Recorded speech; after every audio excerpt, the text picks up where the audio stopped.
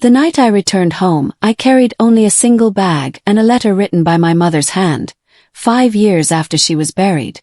I should have burned it, but instead I unlocked the house and stepped inside, where her whisper greeted me from the dark. The night carried a strange stillness, the kind that presses against the skin and lingers in the lungs.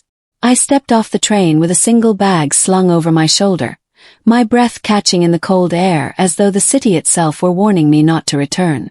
My name is Elena Marlowe, and I should never have come back. The station lights buzzed with faint electricity, throwing long shadows over cracked tiles and faded posters. Everything looked different, yet everything felt the same. Years had passed since I fled this place, chasing freedom, running from memories, and burying truths I had sworn to forget.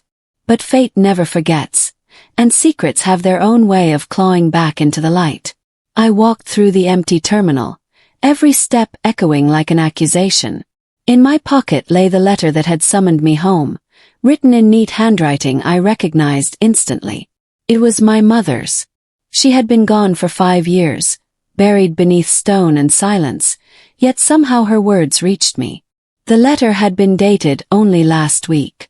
At first, it was a cruel joke, perhaps one of those elaborate tricks the mind plays when grief never heals. But the letter was real.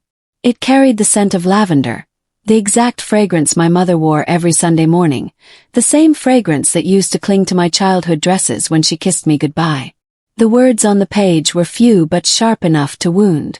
Elena, everything you believe is a lie. Come home. They cannot hide it forever. My fingers tightened around the paper as I stepped out into the deserted street. A taxi slowed, the driver peering at me with tired eyes before pulling away. Chose to walk. The air was colder than I remembered, the city quieter, as though holding its breath. I moved past shuttered shops and empty cafes until the looming outline of my family's house appeared at the end of the street. The house stood like a sentinel of another era, its once white walls now gray with weather and neglect. Curtains fluttered in an upper window, though I knew no one should be there. My chest tightened, not from fear but from the weight of what waited inside. I placed the key into the lock, surprised that it turned easily. The door creaked open, and the scent of lavender hit me again, stronger this time, almost suffocating. I stepped into the darkness, my heartbeat pounding in rhythm with the groaning floorboards beneath my feet. And then I heard it, a whisper. Name. Elena. The whisper dissolved into the silence of the house, leaving only the echo of my own pulse rushing in my ears. I gripped the stair banister and called out, my voice sharp, demanding though laced with unease. No one answered. The curtains swayed upstairs, catching the moonlight like a taunt. I forced myself forward, one step at a time, the wooden stairs moaning beneath my weight. When I reached the landing, a faint glow bled from the crack of my mother's old room. My hand trembled as I pushed the door open. The room looked untouched, as though frozen in the moment she had left it. The dresser was neatly arranged, the perfume bottle half full, her rosary coiled on the nightstand. But it was the mirror that made me stop breathing. Across its surface, written in crimson letters, were words that chilled me to the bone. Do not trust them. I staggered back, colliding with the wardrobe.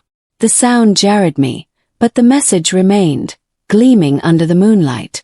I ran my finger across the letters, half expecting them to vanish. They were real. Before I could gather my thoughts, the floor creaked behind me. I spun around, my heart pounding, but the hallway was empty.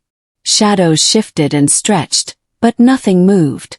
I told myself I was imagining it, the house playing tricks. Still, I shut the door quickly, pressing my back against it, as if the simple act of closing it could keep the danger out. Downstairs, a sudden knock rattled the front door. I froze, every muscle stiff, listening as it echoed again, louder this time. Against my better judgment, I descended, each step a slow surrender. When I opened the door, I found myself staring into the familiar eyes of Daniel Hayes. He had been my first love, my only love before everything fell apart. Time had changed him, sharpening his features, etching lines around his mouth, but his eyes were the same, warm, searching, restless. For a moment I forgot to breathe. Elena! he said softly, his voice carrying both relief and regret. You came back.